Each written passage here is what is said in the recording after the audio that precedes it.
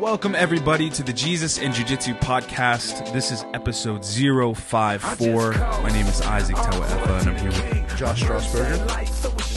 JP Dinnell. While some may claim that God's existence is supernatural and therefore not provable, there are actually very compelling rational reasons to believe that God does exist. In fact, these reasons are so compelling that I can confidently state that the belief that there is no God requires a bigger leap of faith than the belief of a supernatural being created the universe and everything in it. Evidence from recent secular science, ranging from physics and biology to paleontology and anthropology, clearly points to a creator, as we will explore in the first part of this book. In fact, while it may seem at first blush that discoveries about the supernatural world in the last few centuries have resulted in a conflict between science and religion, the two disciplines, science on the one hand and religion and philosophy on the other hand, are actually quite consistent. So that came from a book called The Shortest Leap, The Rational Underpinnings of Faith in Jesus. And it reminds me of our verse of the day. In the beginning, God created the heavens and the earth. The earth was formless and empty, and darkness covered the deep waters. And the Spirit of God was hovering over the surface of the waters. Genesis 1:1 and 2. And I think that's just really cool because a lot of people, for a very long time, they question that, the beginning of the Bible. And, there's so many people that are out there that are trying to prove the Bible wrong. And we hear countless stories about people that are out there trying to prove the Bible wrong. They start studying the Bible to prove it wrong, and then they end up finding Jesus. Yep, and they convert to being a Christian, and it's incredible. So that was from, again, The Shortest Leap, The Rational Underpinnings of the Faith in Jesus. And our verse of the day is Genesis 1:1 and 2. And what we are going to do today, we're going to dive straight into Q&A. So I will be asking all of us questions. We will rotate through. So when I ask this question, I'm going to ask Josh first. He'll give his answer. Isaac, you'll give yours. I'll add to it. Then the next one will be Isaac, and then Josh, and then I, and then we'll just kind of go back and forth between that. Full disclosure, Isaac and I do not know these questions. We don't. Cool. Good. But for the listener who's listened to this podcast, we've done Q&As, and the reason we're doing another one today is because JP has not been here for one. Right. So he needs some Q&A in his life. He does. And you guys want to know. I mean, people ask me, most of the questions people sent me were questions for JP. So that's not factual. That's true. It's true. You shouldn't lie on a Jesus. You shouldn't lie in general, but so especially popular. Yeah. All right. I'm going to cut you. Why should women train jiu-jitsu? Well, I would say... No, your cord was stuck on the chair. Sorry. Okay. I thought you were reaching No, for me. no. I'm going to show you why I train Why? jiu-jitsu. Yeah. No, for real. It's typically women... I'm trying to think of a great way to say it, but, typically women are who... Get attacked. Pieces of crap go after. They're going to go after somebody weaker for a couple of reasons. It could be for some type of assault or sexual thing, or if they're robbing somebody and they have the choice between me or Isaac or JP or a single woman getting in their car, that's the easier target. Yeah. So it's more likely they're going to get attacked. And it's purely practical, especially for creating space and distance. I think they're gonna put you on the ground and you're gonna know what to do. Even if they're bigger than you, there are some things that you're not gonna be able to overcome, but you're not gonna be an easy target. When push comes to shove with that. Isaac. Yeah. So we hear this all the time that jiu-jitsu was founded to help smaller opponents defeat larger opponents by using leverage and technique and timing. And that's true. So that's the first reason. The second reason is that it prepares you for the fight or flight, to think in that that adrenaline dump that you get whenever you're in that situation. If you don't train to be in a stressful environment, you will never know how you're going to react. But when you practice that every day, you kind of when you have people trying to choke you or hold you down or make you bend you into whatever and to however they want to impose their will on you. When you practice that daily, you get used to it, and you get used to thinking your way through those problems. So problem solving, you get more stress. comfortable in those uncomfortable positions. Yep. Yeah, that's awesome. I think my reason, if I was just to say one word, it would be confidence. Yeah. And the reason why I would, if I was to pick that one word, is because it's going to give you confidence in your ability to defend yourself, like you guys are talking about. Also, it gives you confidence knowing that you have a skill set now. It's a skill set. Jiu-Jitsu is a skill set. Yeah. And when you learn something new, does that increase your confidence in yourself? Yes or no? 100% yes. If you learn how to change out a light fixture in your house, does it increase your confidence? Yes or no? Yes. If you learn, so anything that you learn, like leadership is a skill set. I teach leadership to people. And when you see people, it clicks like, oh, I've always known these things. This is how I can apply it to my situation. Their confidence grows. Right. And people that are confident are better humans. They're better wives. They're better mothers. They're better fathers, husbands. Fill in the blank. They're just better versions of who they are. And Jiu-Jitsu, for the most part, when it gives you confidence, makes you a better person. Now, we know there are a lot of scumbags out there that train Jiu-Jitsu. Yeah.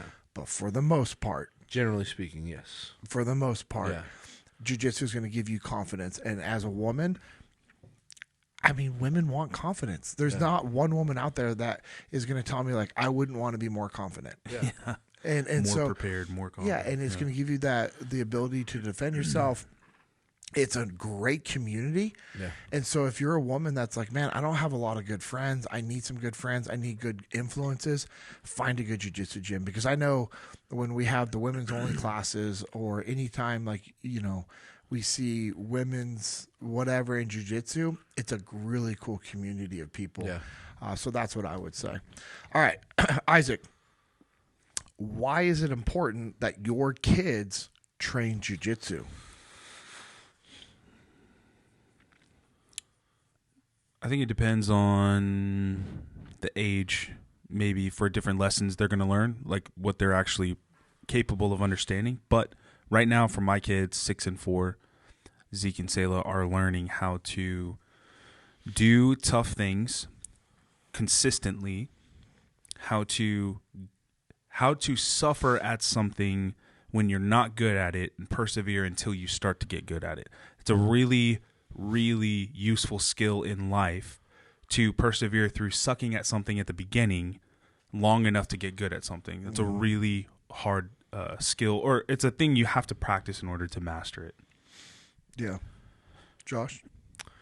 I'm going to go out on a limb and say, because we're talking about kids.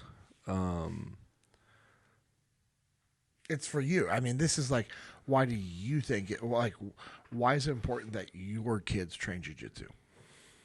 It's not. But they need to train something, and if they're going to train something, they should train the most practical thing, in my opinion. I think for my kids, especially with the background on how I burned them out when they were younger, I had to take a very hands-off approach. If they had come back to me, in their younger, because they've been pretty consistent for 3 years now. But that would have been, they were 8 and 11. If they had said they wanted to do karate or taekwondo, given the past on how I treat them, I would have greenlit that, and I would have focused on the important discipline lesson of that. But that's a subpar thing they would be training, but they would have at least been gaining the mental discipline. So I would say it's important that your kids train something, as long as you don't take the approach that I took back when they were kids, because I handled it totally wrong. But if they are going to train something, they should train the best thing. Yeah. That's my take on that. What if, Isaac, what have you seen your kids get from jiu-jitsu? That's a good question. resilience. Yeah. Yeah. So I'm watching. So Zeke right now can get smashed for 4 rounds in a row, and he get frustrated, or maybe there'll be some tears, but he never quits. And then Sayla is like, right now she's learning. She's only a couple months into it. Yeah. She'll come running to me mid round, get up off the mat, sprint over to me. Daddy, that girl's not letting me win. Daddy, that girl is pushing me down, or Daddy, that boy won't let me get up. I just keep telling her, that's okay. That's part of it. Go back out there.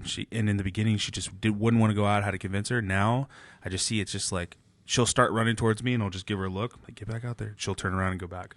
So I see her becoming more resilient. Nice. Yeah. Same. My kids are older. The boys are doing it. Emily's not yet, but she wants to. But I see a lot of resilience, a lot of confidence being built in Jake, especially as he's getting older. And then now I'm starting to see that drive in him. So he's been doing the adult classes. Formiga has now asked that if the teens do the adult class, they have to show up and train/help with the beginner kids class the hour before. So he's been doing that. So he's basically doing 2 classes every time he trains. And now he's asking to stay after and do G's kickboxing class. So either this week or next will probably be his first time setting that up. But he's Stud. tempering that off my last question. That's just my personal experience with my kids. I would just be thrilled if they would train anything. I'm just glad they're training the most important thing, in my opinion. And then now to see him develop to where, like, he wants to do striking. I don't know if he wants to be a fighter or any of that. But for him, he's getting confident. He's a big 14-year-old, so he's. I think he's learning how to carry himself as a man and like. Not shy away from the hard things, because two jiu-jitsu classes and then to go get punched in the face a little bit, that's man stuff, you know. Yeah. So that's awesome, man. A lot of confidence from that. That's awesome.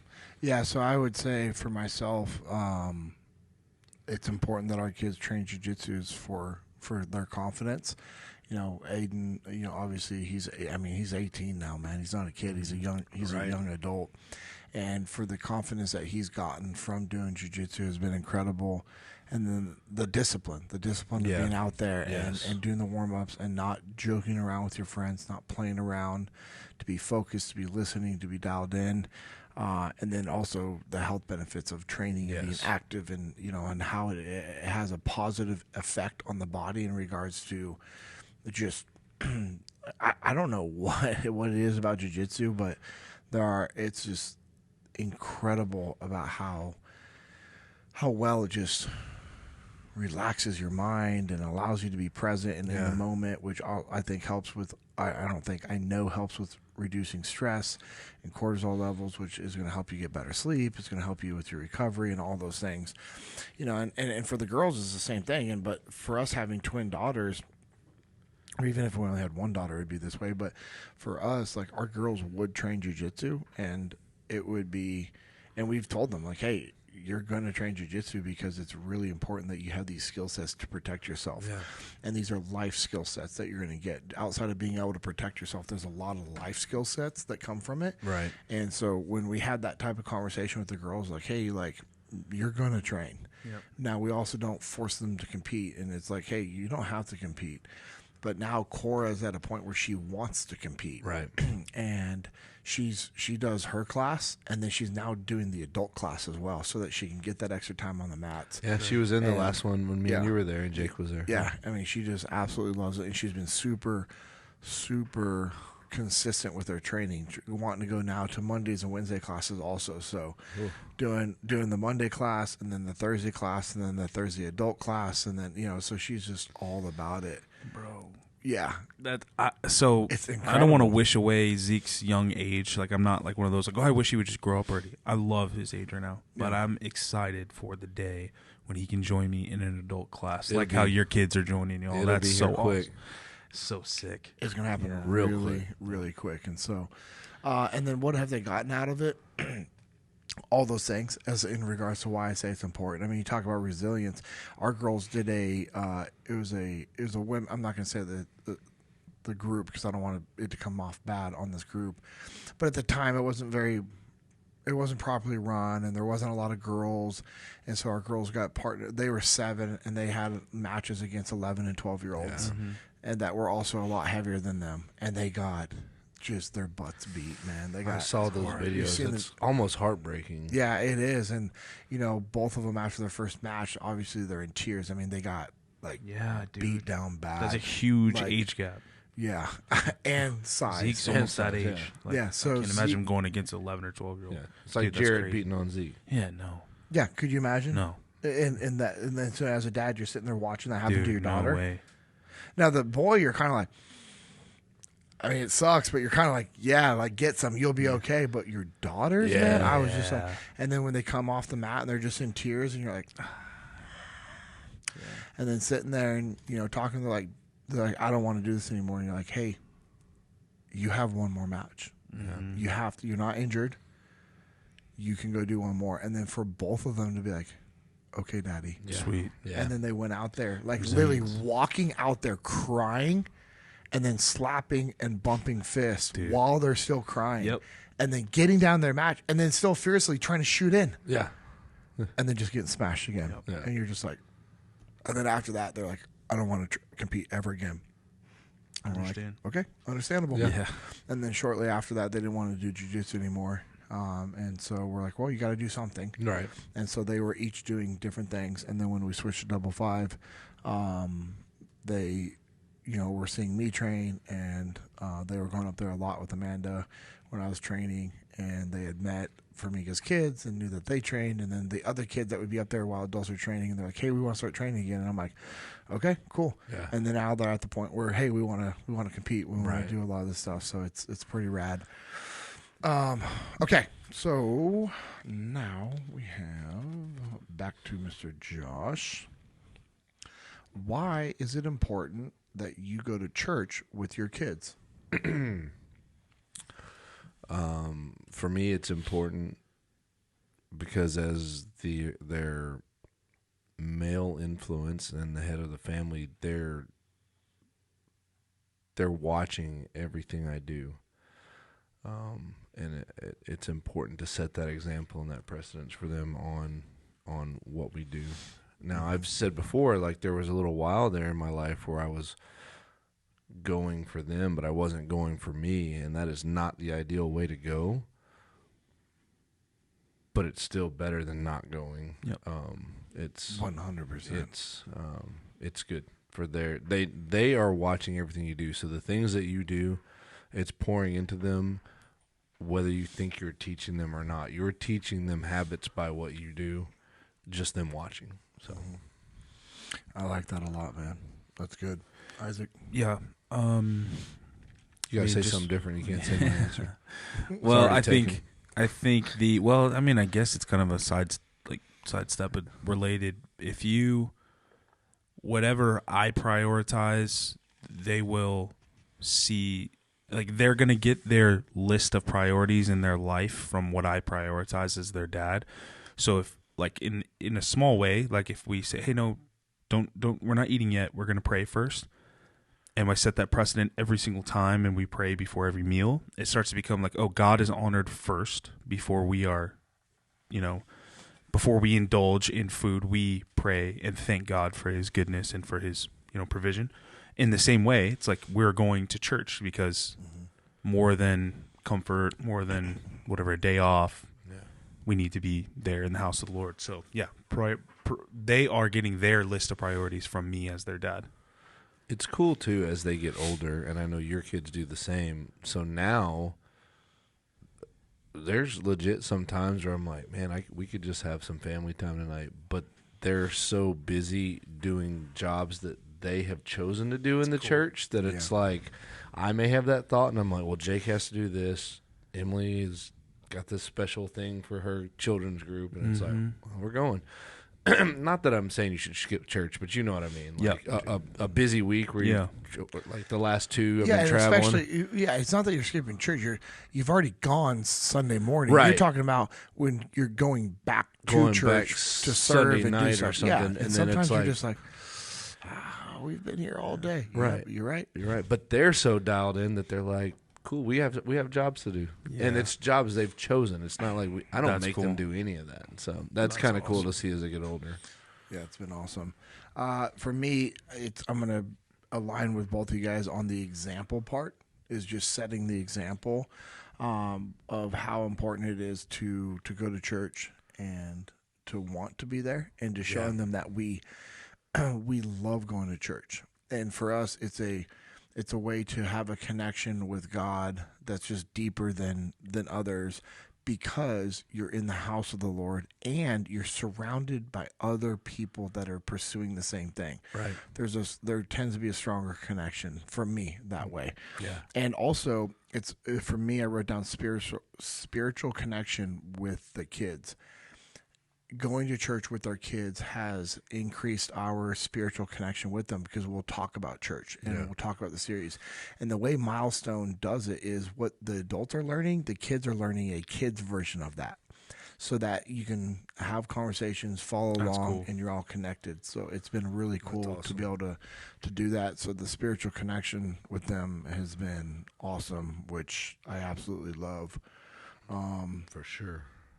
And just watching them, like you were saying, Josh, like watching them want to serve and be a part of the church and all that stuff is always incredible. Right. Like, it's just to see how their hearts are changing towards serving and towards being at church, and waking up early and be like bugging us, like, hey, we got to go. We got to go. I got to be there. Hey, I got to be at church. I want to be at church early. Hey, can we go to the 9 a.m. service and serve, and then sit in on our normal service at 11 and then serve the 12:30? Right. It's just, And it's sometimes deep down you're like, but you're never going to say no to that. yeah, try not to. Right. Are you going to keep training jiu-jitsu when you're in your 60s, and why? Yes. Movement is key. And I think when I'm in my 60s, that's not as far as it used to be.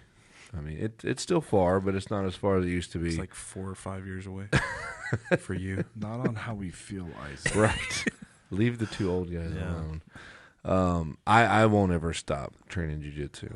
I mean, there's not anything that would stop me, depending on injuries and life things. But it's one of those things that you can do the rest of your days. Yep. I mean, that movement is key. I don't see myself ever not rolling or lifting weights or doing those type of physical things. That's stagnation is how your body dies. So that's not my goal. Isaac. Yes, absolutely. We'll continue to train Unless I've until already I die. destroyed you. No, I'll on still the keep mat training. before that. It's After not a you problem. die, I'm gonna keep rolling in heaven. No, impossible that I'll die from rolling with you. Unless Tell me I won't. Tell me I can't. there's nothing that you can do to me. We'll see you on Tuesday. See you Tuesday morning. I will be there. I will be there. I might be there. Most likely. Oh, you'll be there. I'll keep training. And when I'm 60, Zeke will be How old are you right now? 34. He's 6. I'm 28 years older. So 26 So he's going to be plus 6. 32. 32.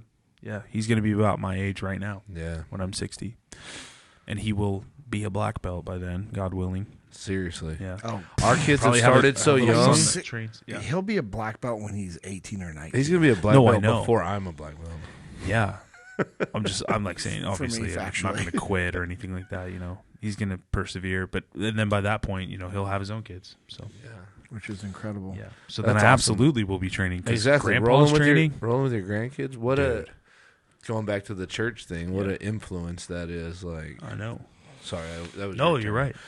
right. That's totally right. That's I love that. I love it. I love it. I love it. Me, yes. Like, why would I not? Right. The only thing I would add is exactly what you guys just said. Like, my body for me, it's the mental clarity that I get with training jiu-jitsu is the most important thing for me, and then keeping that body moving. And this year, I really want to focus on stretching. You know, I have a pretty nagging injury, and Aaron Archer worked on it at the Jesus and Jiu-Jitsu event, and it was unreal. And so, shout out to Aaron Archer and Archer Performance in Hazlitt. I'm going to be spending a lot of time with him this week because I'm not on the road. Like, I've got to get this fixed. Yep. And after one session with him, a noticeable difference. That guy is gifted. That is definitely, like, undeniably his gift from God. 100%, bro. Oh, yeah. He helped me alleviate issues that I've had for years, and he undid some of it in like 20 minutes. You know, It's pretty incredible. unreal. Yep. His connection to the human body and tying it back to the way God created us, I'm like, man, he's just a great human. Yep. And after the last pursuit, I don't know if it was you guys felt the same way, but after the last pursuit with him serving, just learning more about him, I was just my heart, just for him. I'm like, that's my guy. Yeah. For sure. That's my guy. For sure. So, all right, Isaac. I guess this is for all of us, but actually, first one, just straight up getting aggressive with this question. Are any of you actually going to compete this year in jiu-jitsu? Jeez. Oh man. Who said that? Lucas is included into this one also. Lucas gives a negative, but we'll see about that. It's early. Yes. That's the short answer. That yes. would be for you. rad. We'd have a white belt, Steven blue belt, and then us three as purple. Purple, yeah. I mean, you're knocking on the door of that brown belt, Chuck. Yeah, I don't know. baby. That's one How thing many that's years been you been like, a purple belt? I think 2 years, probably or more. 3 years, maybe.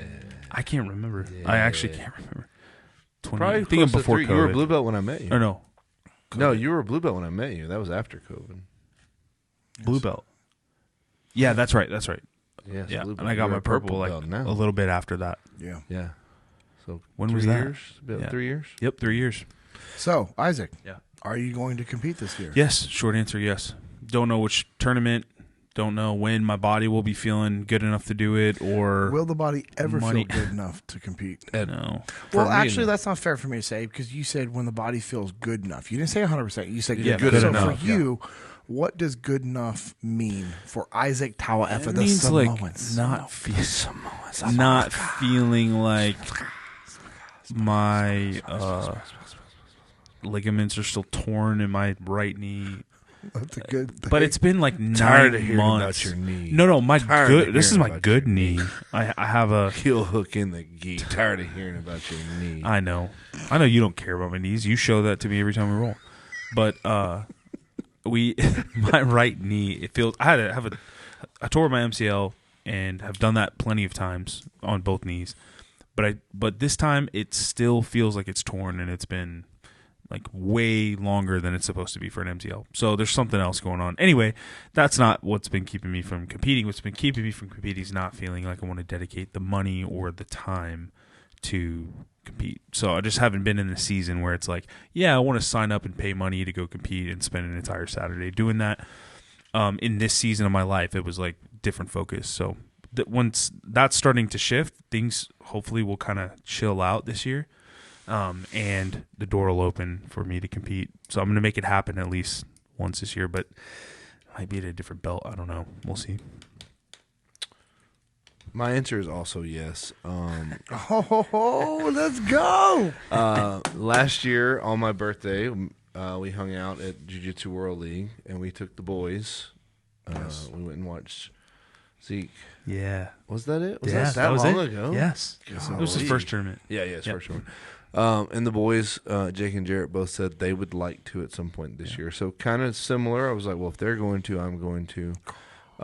We don't have a date or a time set. And kind of like Isaac said, my body is never going to feel like it. But good enough.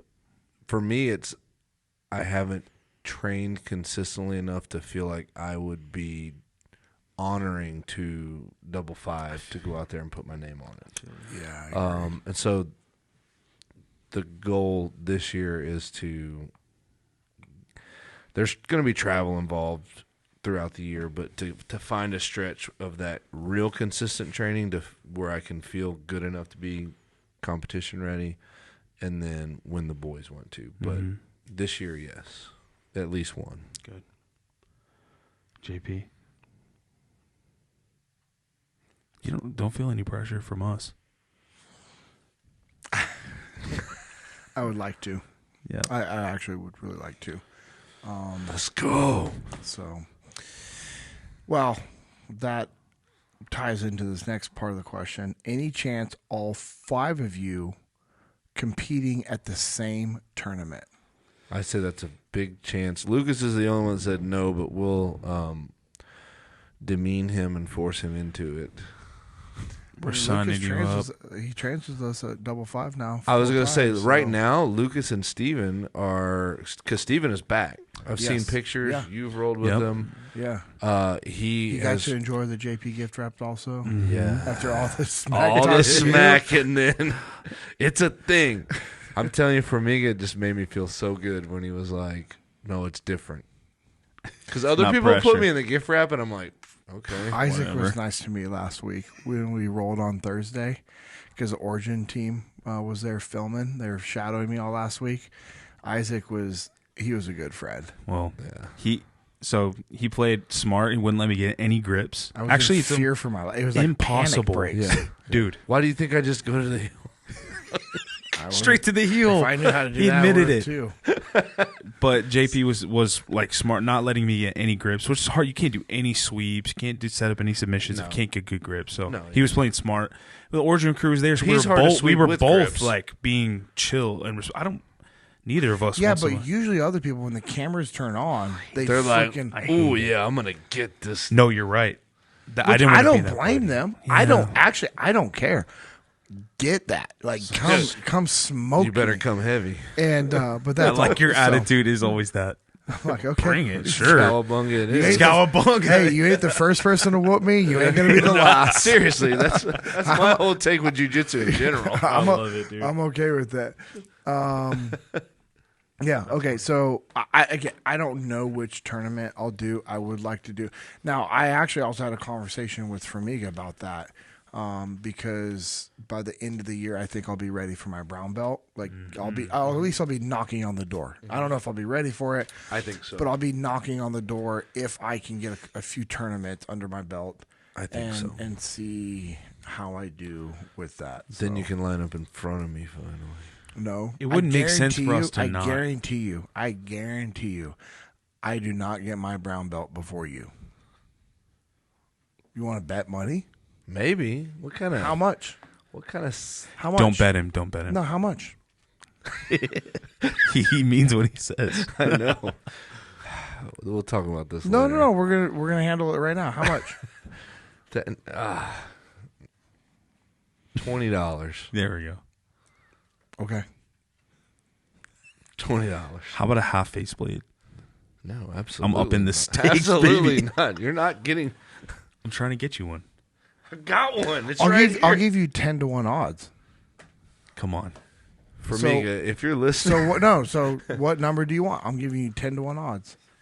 I don't know why you're saying this. I'm very uncomfortable. I don't like this. Say a half face blade. No. Excuse me, you'll get 10 half face blades. No. I don't want 10 half face. See, I lose either way. You don't want 10 half face blades? Not from you. Are they not good enough quality for you? Yeah, No, right? I You love can't them. think of one friend that you could maybe gift one of those to? You selfish. God, this guy. Escalating quickly. See, I'm very uncomfortable right now. So what happens when you get your brown belt before me?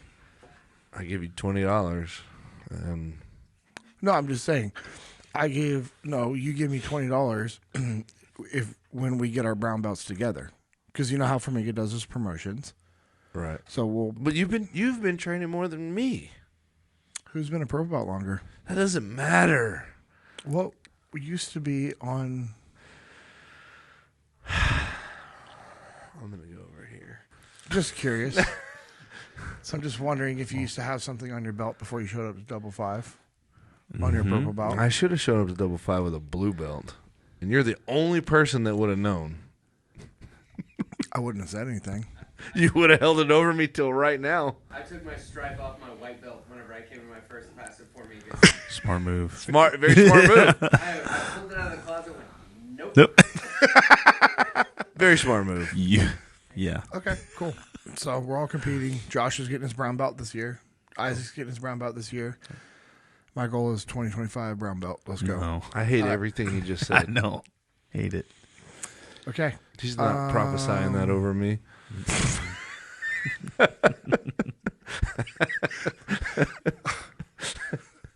All right.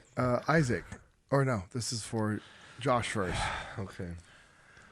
Are you going to do 75 hard again this year? No. Okay. I would like to do it again, but with everything going on, Yeah. now's not the time. Same. Have you ever done it, Isaac? No. Because I know what all is involved, and I'm like, you know what? I got enough of my schedule and discipline and other things going on. I mean, it's awesome. I think it's great for all kinds of people, but I'm like, I got enough going on, you know. I would love to do I it think with you everybody guys. should all do it at least once. Yeah. Because what you get from it is unreal, and then you always can fall back to that. Yeah. You fall back to some of those principles, fall back to those mindsets, fall back to remembering, okay, hey, I was doing this, I was able to do this. And the times that you really think like, oh, I don't have enough time to do those things, and you realize it's a lie. You just have to be more strategic with your schedule. And so I don't know. My answer is going to be like, I don't know. Okay. It's not a no. It's not a yes. I don't know. If you start doing it, my answer could change because it'd be cool, to do it with you guys. So I've done it with Cody. We've done 75 hard and phase 1 together. Yeah. And I've also done 75 hard again with Steven. Right. And it was awesome. Yeah. So basically, Isaac's the only one that hasn't done it. Sucks to suck. Jeez, wow, that's aggressive.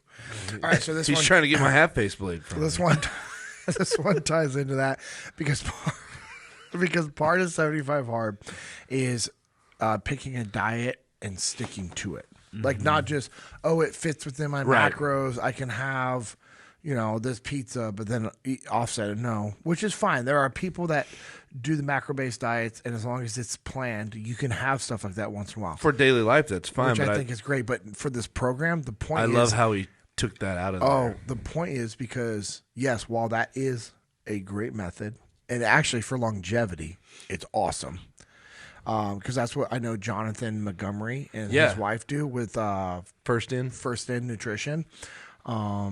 Is as long as you plan for it, you can have whatever if you plan it, which I think is really cool. That is cool. Because it gives people flexibility. Because they're dealing with people that are trying to lose a lot of weight that don't have the discipline or the background or the knowledge, and then as you go into it more, then you're tweaking and tuning their plans and their diets. Those guys are awesome. Right. Both used to be firefighters. I love those. Yeah. Love those guys. They're just awesome humans. But so this question is: any specific diet you would like to stick to, and for how long?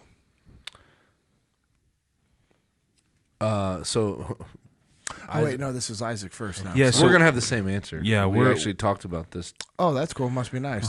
Well, Must be nice, Lucas. he He they're didn't- having conversations about their diets No, outside wait. of our group text. wait, get this. That's cool. Get this. I remember this. when you and I planned to do stuff outside the group text that we know that they would want to do with us. No, it's fixing to get worse. Oh, I It's gonna can't get wait. worse. Oh, It's get gonna get worse. worse. Because you know what happened? No, I don't. Because I wasn't a him part and of it. Steven. Oh, I wasn't part of it either. Him and Steven are the ones that planned this. Can I tell you? Hold on. And then it gets I just- less worse from here. No. Him and Steven have planned to do this for who knows how long. Told no one. I happened to just say, hey, tomorrow I'm going to start this for me. And he was like, oh, me and Steven are doing that. So carry on. Because Steven texted me and said, "Hey man, I'm thinking about starting this thing. he Can text you you? give me some information?" Did he text you? Well, no, because I had done it before, so he's asking me for info. We've all I said, done it "That's before. crazy because We've all done I'm it starting before. tomorrow too. That's Three of us awesome." have done it before. He's doing it for 3 weeks. I'm like, "Yeah, I mean." So Wait, 3 weeks? that's what he's doing. What's the point? He's trying to like just get super dialed in on. For 3 weeks? I think he's gonna open it up from there, but maybe he's gonna do strict for 3 weeks and Steven, then open it up. when you listen to this episode, Slap yourself. 3 weeks is weak. 3 weeks? I did a 3-week fast. 3-week diet's not impressive. I want 3 months, dog. Are you not entertained? Are you not? Yeah. It's not I why think you're here. we'll do. I'm obviously joking towards Steven, but I will do. Yeah, so I'm little. going back to strict animal base tomorrow, which is exciting because I did that before and it felt awesome. Aside from like weight loss and all that other stuff, that was fine. That was great. That was awesome byproduct. But the main benefit for me was just lowering inflammation overall. So I didn't have as many joint problems, joint pain, and what's it called? Like histamine, autoimmune type stuff. Like I have asthma, and my asthma when I was doing that was like almost non-existent. I wasn't having the same issues that I'm having currently right now. Lifting heavy weights and eating lots of sweets and getting absolutely massive and needing to get smaller. So what about you, man? So I also, unrelated to Isaac and Steven. Yeah, unrelated to Steven.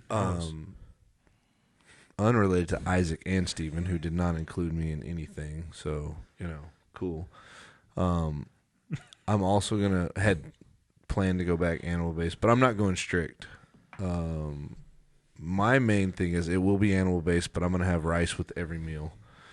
But then following the other ideas of that. You're going to get huge. You're going to get massive.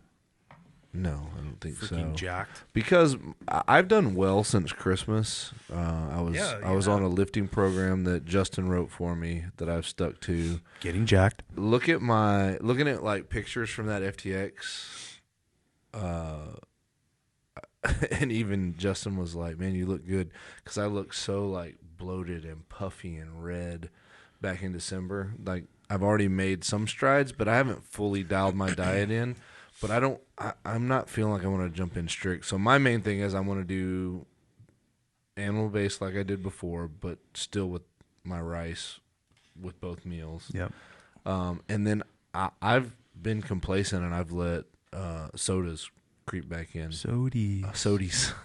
yeah. And so the strict part of it is going to take on like the 75 hard aspect of no snacks in between, unless it's animal-based stuff, and then no sodas, like hard stop on that. So it's going to be, I'll be following a diet strictly, I guess, but I'm not actually following the diet you're following in a strict form. Yep.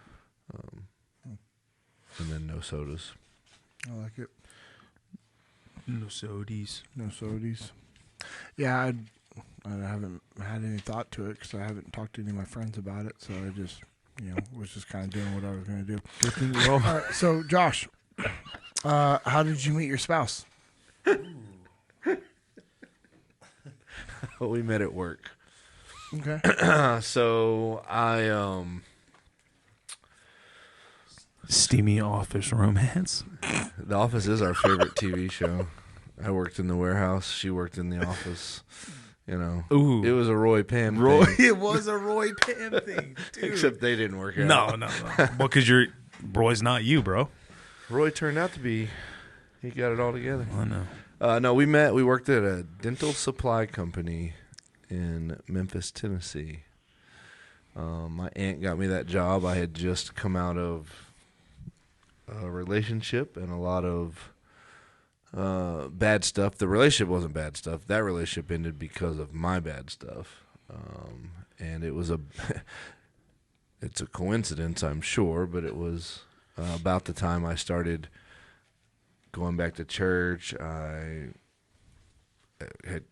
was trying to quit smoking, quit drinking. Like I had a lot of things going on, and then I got this job making $8 an hour or whatever in a dental warehouse. But that's where we met. So That's rad. yeah, That's cool. we didn't even have a break room, so like we would eat in our cars at lunch. So that's where I pulled my move. We would park next to each other and roll down our window so we could talk. But I was a gentleman, and I would roll my window up when I would smoke, so she wouldn't get cigarette smoke on her. It's back in the day. And It then was when I'd be smoker done- Josh. Yeah. It's back in the day because he's smoking and he's manually rolling. For those that up can't and see, down. This he's is a cranking the 1993 window. F-150. Ooh, bam. I wish you still had that truck. Yeah, me too. I had it after we got married, sold it, and I actually saw it wrecked, totaled like 2 weeks after I sold it to a guy. Wasn't his fault. Somebody like T-boned him around the corner. Oh, and I was like, that's my So, oh man, Isaac. Yeah, I met Kim. So I moved from Hawaii to Texas when I was like 6 years old, and my first day of school in Texas. Well, I finished just like half a semester, I guess, at another little school. My first semester when we moved to Lake Dallas, she was on the playground, and I don't remember seeing a lot of blonde girls back like when I was a little kid until that age. So I was Not a lot of blonde was fascinated. kids in Hawaii. No, not a lot weird. of blonde kids. That's Yeah, weird. I know, right? It's really So weird. strange. How does that happen? So Especially 30-something years ago. Weird. I know. So I thought that was fascinating. So anyway, we ended up second grade together. We were in school Oh, that's gonna be all together. Yeah, let's go. And then after college, I didn't. She was always friends of friends, but I didn't. So it was cool. I didn't like ever have like in-depth conversations with her. I saw her at school dances, school projects, all that kind of stuff, graduation, but I didn't really have a like really deep talk with her until after college, and then we started talking and getting coffee and all that stuff. So it was cool because I got the best of both worlds. I got to like skip all the, so where are you from? What are your friends like? Where'd you hang out? And then but then I also got to like know her for the first time, That's instead of like, awesome. oh, I already know you, That's right. So it was amazing. Yep. What about you? Oh, I know this story. Yeah, I was on a work trip in South Haven, Mississippi, and we were out at a little bar and grill getting food. Like during the week, we'd always, for the most part, I mean, we stayed at a residence in there, so a lot of guys would like cook their meals and prep their meals and everything, which was nice because even though we're on the road, you're on the road for a week, 2, 3, 4 weeks at a time.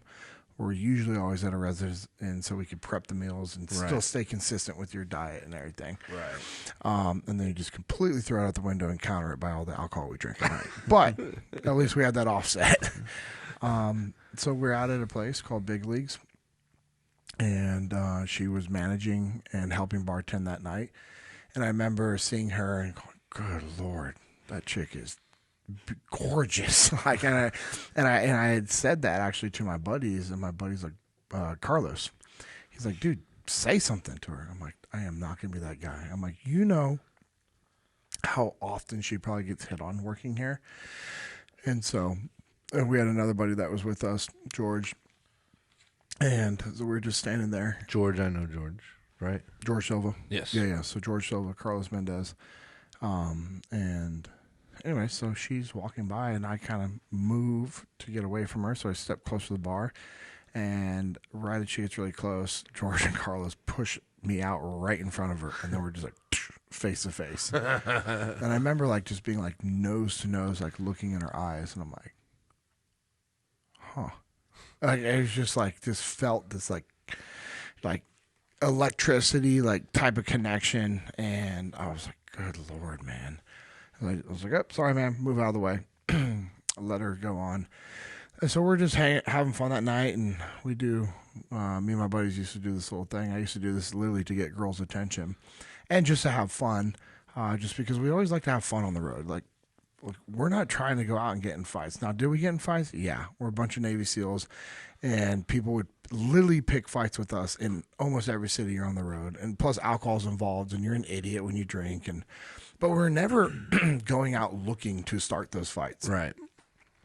And anyway, so that night we're doing our little invisible double dutch thing. And so I'm like clearing people around. I'm like, everybody back up, back up, back up. I'm like moving people out of the way. And then, you and your buddy act like you have like jump ropes. And so it'd be like you and I, Isaac, going like this. Like you have the handles, right? And I'm like, all right, and we pull it. Yeah. And so you'd pull it apart, and then you'd be like, 1, 2, 3, and then you'd be like, and then you just start it, and you're going. And so I pushed all these people out. And so of course people are like looking like, what are they doing right now? Yeah. And so because you're asking people to move. So now they're watching it, and then they've realized that you're doing double dutch. And then I was sitting there acting like I was like Waiting to jump in. And I jump in, and I'm like jumping, and so I'm like acting like I'm doing double dutch, and then you do like little spin jumps and like tricks and everything. I've actually never heard this part of it. Yeah, so this was like later in the night, and she was so pissed because we blocked her from running in order, so we could do our invisible double dutch. We're double dutch. Yeah. And so we did that, and she was all irritated because her friends were like involved in it. She's like, "No, what are you doing? Like, get back to DJing. You're supposed to be DJing." He's like, "I'm a visible double dutching right now, like out there, like jumping with me and everything." And so it was just such a fun way just to make friends in different cities, and like I always, and then you get the attention of girls, and you can be like, "Hey, you want to double dutch with me?" And they'd be like, "Yeah." I'm like, "Don't worry, I'll help you out with this," And then like so, and so then we shift to another portion of the bar. And there were some guys that were like freshly home from boot camp, and they try to start, like they're just pretty hammered, and they started a fight with some of our guys, and I'm like trying to get in the middle of it. I'm like, "Guys, like stop!" Like trying to like talk these guys out of like trying to fight my guys. And like I'm talking, these are like straight out of boot camp. They're wearing their dog tags outside their shirt, like. That's just a special kind of stupid. It's only when you come home from boot camp that you think that is cool, and then once you go to your first command, you're like, "I'm an absolute idiot." Nobody wears their dog tags outside of their shirt or even wears them when you're outside of the military, except for if you're freshly out of boot camp like I did and everybody did. So everybody does it, but then they you quickly realize I should maybe not be doing that. So anyways, like trying to like, "Hey, you guys in the military, you don't need to begin fight, and it just keeps getting bigger and bigger. Well, it's starting to escalate. So Amanda comes, she's the manager. She comes to try to like break up the fight, and I know it's getting ready to go down. These guys are so hammered, they don't realize that now all the team guys are now starting to move around and circle around that's them. a bad day. Each one of those guys had a team guy standing right behind them, and they had zero clue. Yeah. So none of our guys had alcohol in their hands anymore. So everybody had put down their drinks, and it's like I know what's about to happen. Yeah. Guys are getting ready to get choked out and or knocked out. Yeah. Yeah. It's what's happening next. I'm just like, "No, please, no, please, no." I don't want guys getting in trouble on the road. I don't want to be hurting these guys because they're in the military. One team, one fight. We know that. But these guys are just... They won't stop. They will not stop. And I'm like, and our guys aren't going to start it. So I'm like, okay, if these guys swing at them, my guys are going to stop it, like block it, and then knock them out, and then they're going to get choked out from the dudes behind them because they're also picking a fight on the guys that were actually the fighters in the group, the guys that trained and had MMA fights and Muay Thai fights and Jiu-Jitsu and all that. You're just like, this is not going to be good. And so she's trying to like stop it, and I'm like, "Man, please do not get in the middle of this." So I'm like pushing her back, and she's kind of like, "Who is this guy?" Because again, small little town. Everybody knows Amanda. Everybody listened to her when she would say at the bar, like people would shut up and stop. And now I'm like zero disregard to her. She brought in two guys that were big to help, but we knew those guys and we weren't worried about them. They're super nice guys. Yeah. And it was just like, they ain't going to do anything. We hang out and drink with those guys. Yeah. Like, "Kevin, hey buddy, what's up? What's up, dude? You good? I'm good. Hey, can you hold her back real quick?" And so anyways, it gets to the point she was like, "You all need to leave." I'm like, "You're right, we're gonna leave." And so we closed out our tabs and went somewhere else. And so then the next night we go somewhere else. We're all sitting there with my buddies, and we're, had some food, had some drinks, playing liar's poker. And Amanda walks in with a couple guys. And I was like, "Oh, dude, that's that chick from the other night, man." And my buddy's like, "Go talk to her." I'm like, "Dude, she's here with her boyfriend and friends probably." Like, she comes over because she sees us and I like wave, and, she comes over, and it's really cool because when she shares the story, there's an aspect to this that I didn't know about, which is really cool. So when I get her on the podcast, she'll be able to share this whole story from her perspective. It's pretty cool. But anyway, she comes over and she goes, "Y'all going to start a fight in here too?" And I was like, "Hey, we didn't start that. I was trying to stop it." And I said, "Hey, if you and your boyfriend and friends and his friends want to come over and hang out with us, we're just..." She's like, "Oh, that's not my boyfriend." And I'm like, "Oh, okay." I was doing a little recon. Yep. And I was like, "Oh, if you want to come over, we're playing liar's poker." And she's like, "What's that?" I was like, "I'll show you." So boom, she goes over. They come over. Well, my buddies, they moved one seat over. My buddy that was sitting right next to me on my left, he moves over, opens up that seat. They fill every other seat to make it to where those guys had to sit as far away from her as possible. Because we didn't know. We're not sure. That's cover and move. Yes, that's legit cover and move. So she sits down next to me. They go to the end. But the cool part is my guys, they're all awesome guys. They were also being super cool to these guys. It wasn't like they're just being jerks to these guys, because then they would have left and she would have left. Right. And so, but also, again, like, we don't go out looking for, we want to have a good time. Like, we're there. We were in that city every other month, 2 to 3 weeks at a time. Why would you not want to have good relationships and friendships? You don't want to get thrown out of everywhere. Exactly. And so we just like to build friendships and everything else like that. And so we all played Liar's Poker, and then we talked that night. And as we were getting ready to leave, she hands me her card, and she's like, hey, if you guys ever need anything, if you guys ever want to come for dinner after the kitchen's closed or when it's getting close to closing, just text me. We'll take care of you guys. I'm like, awesome, thank you. And so I get back to the hotel, and I text her, or actually right as we were leaving, I said, hey, it was awesome getting to know you, talk with you. Let me know you get home safe. And then I go to the hotel. She gets home. She texts me. And then we ended up texting all night until my alarm went off. I was like, oh, this next day is going to be a long day. But it didn't matter. Yeah, no. And I remember this was in January, and it was negative outside with the wind chill. And I was outside standing up on top of the catwalks, which is, the walkways above the buildings where we do all of our close quarters combat, and that wind's just ripping off the river coming across. And I just remember just like, throughout the day, I'd get a little break. I'd check my phone and have some text messages from her, and I'd text her back. I remember I took a picture of me, like, bundled up with all my layers and my face mask and everything, like, just outside miserable. And then she sends me a picture of her, like, on the couch, like, wrapped up in a blanket and everything. And I'm like, I really want to be there right now. And so, anyways, we were texting a little bit, and then I asked her to go grab coffee. And so we went and grabbed coffee, and we just talked, and then we hung out one more time before that trip, like as a group with all of our friends, and it was, from then it's pretty awesome. That's awesome. Yeah. It is awesome. Yep. Okay, Isaac, how many kids do you have, and how many kids do you want?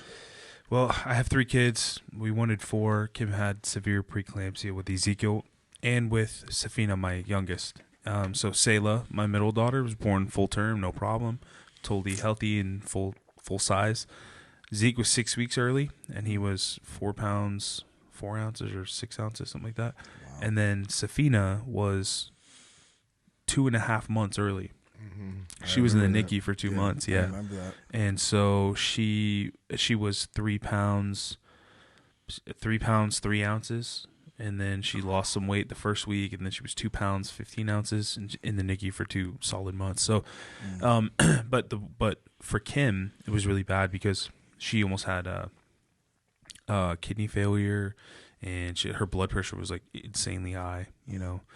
So all that to say, we were like the doctor was like, hey, look, might not be smart to have another one. Yeah, I know, because we had told her we wanted 4 total. So. She was like, I know you guys want 4. Might not be smart to do that. She goes, of course, if you do get pregnant, I'm going to take care of you, do the best I can to keep you safe and all that. But, it might be smart. So we were like, dang, we were bummed about it for a while. But we've been thinking maybe one day, and I don't know what God's going to do, but maybe I've always kind of felt like I've always looked at adoption as just a great, the story of that and just the, there's so many kids that are hurting out there. So that's been an option we've been talking about for a long time. We'll see where God leads us on that. 4 would be cool. I was one of 4. Oh, yeah. But my 3 kids are amazing, and we're totally content if that's all we ever have. Yeah. We have 3. I want 1. I'm just kidding. It never goes that way. Just kidding.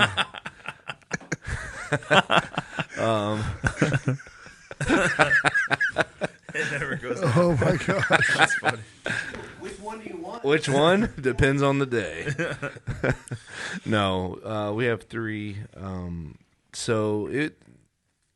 We got married fairly quickly after we met at work and started dating. So, and then we waited a couple years to have our first, but we never really talked like a game plan.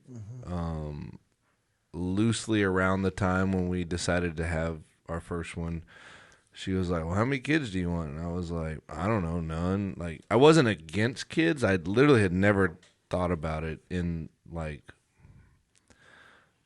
planning them. You know, like, I always knew I wanted to get married and have kids, but, like, never put any thought into it. So when we were going to have our first, at the time, I was like, I don't know, let's just have one and see how it goes. And she was, I think she said, like, I want, like, 5. And I was like, well, all right, that's a lot, but we can only do one at a time, so we'll see.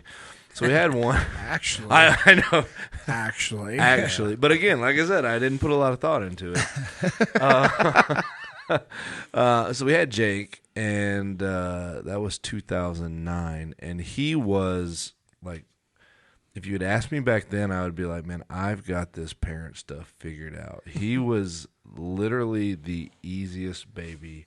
He barely cried, like, Yeah. He just went with the flow. You wanted him to sleep, put him down. He was going to sleep. You wanted him up, you pick him up.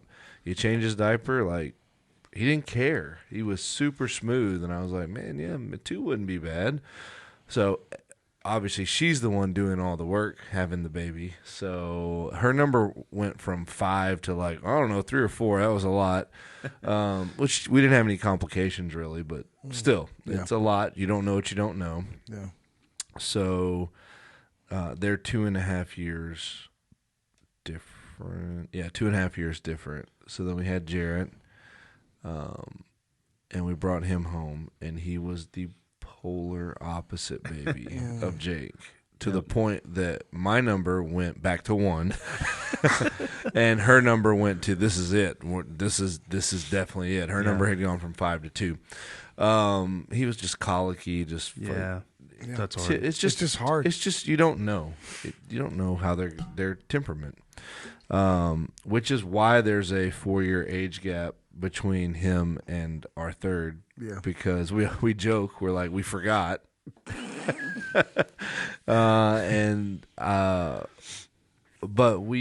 she wasn't an accident, but we planned. We were like, all right, we'll try for one more. Maybe we'll get a girl. We had 2 boys. It'd be cool to have a girl. 3 would be cool. Pretty much, we were like, 3 will be it. If it's another boy, that's fine. But we got a girl, brought her home, and she wasn't anything tough, like normal baby stuff. So she was like the in between them. But we were older then. Like Jennifer was technically advanced age when she had Emily. I think that's what they call it. Yeah. And the night we got, I didn't say that. Like, No, they say that. but the night we got her home, we were both like, "What have we done?" Because I don't know. Jarrett was 4, so we're kind of getting to that. You know, he was potty trained. Like, we were getting a little bit of that freedom back, and then we went right back to it. And she was like 36 at the time, and but that's how we ended at 3, and we felt very complete at 3. That's cool. Yeah, I wanted, ever since I was a kid growing up, I want 3 kids. I want 3 kids. I want 3 kids, because I was one of 3. And then as I got older, I was like, man, it'd be really cool to have 4 to 5 kids. 4 to 5 kids would be awesome. And when I met Amanda, she had Aiden. Aiden was 4 when I came in the picture, and I just didn't realize how lucky I was with him. Yeah. And I mean, he's my bonus boy, but you know that boy's mine for sure, 100%. And so Amanda was concerned because she didn't think she could have kids. And I remember her telling me, like, I don't know if I can have kids, and I know you want kids, so I just don't want you to be disappointed. And also, like, if that's something if that's a deal breaker, like, I understand, you know. I was like, what are you talking about? Like, if we can only just have Aiden, that's fine, you know. And but you know, then we were talking about it, and the first time we tried, she got pregnant with twins, and it was awesome. It was such a God thing. And she actually had a pretty decent pregnancy at the beginning. At the end, it was pretty rough for her. Now, her hormones, now she always says, like, I am so sorry, I've apologized, and she always has. But, dude, it was rough for me during her pregnancy, because I would be like, hey, I love you. And she'd be like, yeah, I know. You've already told me that today. Yeah. I'm like, okay, I'm gonna go gonna go clean. I'm gonna go somewhere not near you. Yeah, it would just be like that constantly. But she was just in a lot of pain. I mean, she was carrying twins, two kids, and her hormones. I mean, it's just it's crazy. But I just remember watching her during the pregnancy, just how beautiful she was, and just I loved it. I loved her being pregnant. Outside of her being mean to me, like her being pregnant, she was just that beautiful pregnant woman. Yeah. And then, but she had a lot of complications with Aiden. She almost died when she gave birth to Aiden. And so, again, that kind of came back to the whole not thinking she'd be able to have kids. And some of the same issues. And so the doctor that we had the kids with, he was all right. I mean, he was good at what he did, but overall, I wasn't a big fan of him for a few different reasons. But I remember him explaining some of the risks, and you're just like, oh man, carrying twins is the other risk. And so we decided to have a C-section, and she had a C-section, and he said if we would have tried to do a natural birth like you did before with Aiden, you would have had all these same issues again, and which would have been really, really bad. Yep. And so after that, she was like, hey, I'm done after this, and she wanted to have that surgery done because, I mean, he's already in there. She's cut up. Let's cut open. Let's do it. And he wouldn't do it because he's like, no, I don't. People say this when they're pregnant. I want it to be a decision later. And she's like, no, you don't understand. We're not doing this again. If I'm at high risk, here's the issue. And it broke my heart because I wanted to have one more kid after the twins, and for us to have another boy would have been cool to kind of balance it out. Mm-hmm. Or another girl. I wouldn't have cared, but I just wanted one or two more. And she was just like, no, I don't think my body can do it. And when I realized that, then I was like, okay, then I'm fine. Obviously, I'm good with whatever. God's ultimately in control. And then she ended up having the surgery. She had to have the surgery, and I was like, bro, you could have saved us so much money because I was still in the military, So the freaking TRICARE took care of that, and so he could have just done the surgery but didn't. Mm-hmm. And so then had the surgery. So we cannot have any more kids, unfortunately. And I would have liked one or two more. We've talked about adoption a few times, and I think now that we're in a place that it could be probably doable, we have those conversations, but it's never been an actual serious conversation about that. But yeah, I mean, ultimately, it's always cool because when you look at it, it's like God gives you exactly who you're supposed to have in regards to your kids. And, we both know people that have dealt with, having issues getting pregnant and miscarries and stuff like that. And it's always heartbreaking. And it's hard, I think, for people to understand, okay, well, how is that a part of God's will and design? And I've never been one to try to even comprehend that or, give answers to that to people that are dealing with it. My whole thing is always hey, I'm really sorry. Right. I'll be praying for you. I just pray that you'll find peace and comfort in this somehow. Because I know a lot of women and also the men that are connected to that baby, they deal with that heartache. And I know Amanda had dealt with that in the past. And that was the other thing. I didn't want her to have to go through, and I didn't want us to go through it together as a couple if it did happen. Right. But more so her body. I was just there's, when you think that, when you find out that your desires could cause risk to your wife, it's a no-brainer. Yeah, it's literally you're like, cool, I'm over that. I'm good. Yeah. I have zero. Done. Yeah. That's why it was easy to make the decision we're not having anymore. Awesome. I agree. Well, I think that's a good place to wrap. Okay. It was a good little session. You want to talk about that cool green shirt you're wearing? It must be nice to have that shirt. It looks soft. I'm cool. I'm wearing this cool green shirt that says Total Fitness Kickboxing. Perfect for St. Patrick's Day. Yeah, right. Somebody just had a birthday on St. Patrick's Day. Whatever. I got this cool shirt. I went to this Total Fitness Kickboxing place. And I went in there. It was cardio kickboxing gym, and the instruction was great. That to prep for your special diet? No. Must be nice. No. I went in there after you went in there. with your family that I You missed? can't even try that. JP was around when the first one in Memphis was around. So but I went in there That's a and the weird one. instructor was great. The class was amazing. But I was just like doing the combos, just kind of not that hard. But I was like first punching holes through the punching bag, and then started punching like they were doing kicks, and I was kicking the bags off of them steel rails, so much that they had to keep moving me to new bags. And then at the end, after all the bags were off and no one could train anymore, they were like, "Sir, we've never had someone." Started taking the steel beams. Yeah, exactly. Okay. Oh. And then I started sparring the instructor. Yeah. But here's the thing. They were like, "Sir, we've never had somebody come in here and absolutely destroy the place like this. So we would love to gift you this T-shirt as proof that you defeated curriculum at Tauaefa." You defeated the instructor too? I did. Really? I did. Really? But I want to say it's an incredible establishment. They have 2 locations. One's in Denton and one's in the Colony. And it's just top-notch organization. Yeah. What's the name? Total Fitness Kickboxing. Oh. Yeah. You can follow them on Instagram at TFK Denton. Is that right? On Instagram, yeah. TFK_Denton. Yeah. If you search Total Fitness Kickboxing, it'll come up. So here's the thing. For people that are they don't know this, these are Josh's gyms. I took one class recently, but he just to represent, and because, well, honestly, he told me it was because it was the only shirt they had in that size. Yeah. So he gave it to me as like hey, I can't give this to anyone else, so here you go. So, At least you're being honest. I was going to throw it away, but at least you're being honest now. Yeah. Because all that other stuff was no, but I did. I did spar I could easily spar the instructor.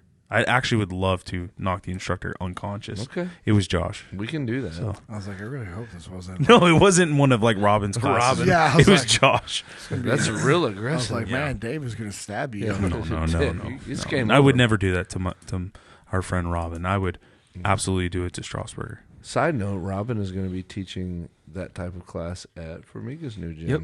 She's been coming by my Jiu-Jitsu class on Tuesdays at 11. She told me that. She's going to be teaching kickboxing, which is awesome. Yeah. Legit. Cool. Nice shirt. Thanks, man. And thank you to TFK for sponsoring this episode. So you guys go follow. You guys go follow them on Instagram. Check them out. Sign up for classes. Try a trial class. Your first class is free. First class is always free. They sell Jocko Go. They're in the game. Yeah, of course. Their mats are always immaculately clean. Their bathrooms are immaculately clean. Factual. And actually, because of the owner's OCD essentially, even their mop closet looks immaculate. Okay, you're not going to see that, but I've seen that. Okay, Josh is very particular. So the entire place is incredibly clean, sanitary. The people are friendly. The classes are amazing. It's a very hard workout. So depending on where you're at in your fitness journey, whether you're just starting out or you are looking for something to really challenge you, you can scale the workout according to what you need. So if you are just beginning, don't be intimidated by the class. Go in and they'll teach you a version of the combos that you can do. And if you're in there and you are like me and you could just knock those bags off the rails and you need a challenge, then you just turn it up and knock them out. Turn it up.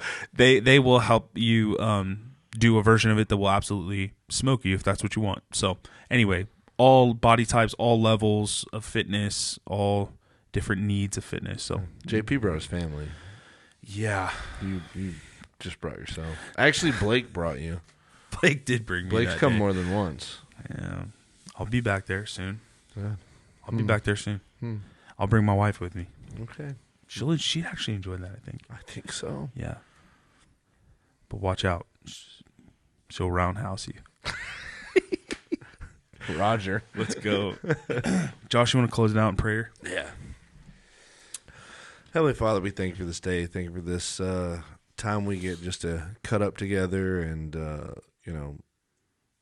have fun, but also hopefully bring some value to our listeners and the Q&As. Lord, thank you for giving us an audience that even cares to send us questions, Lord. It's all beyond me, but we're blessed that you've done that for us, and we hope that we continue to be faithful servants in presenting your message in what we're really trying to do here with Jesus and Jiu-Jitsu. So thankful for that. Thankful for my brothers here that we get to do this with, and thankful for all the listeners out there that sent questions or that always interact with us, Lord. We're just blessed beyond measure with all that. And I thank you for what you've done and will continue to do. It's in Jesus' name we pray.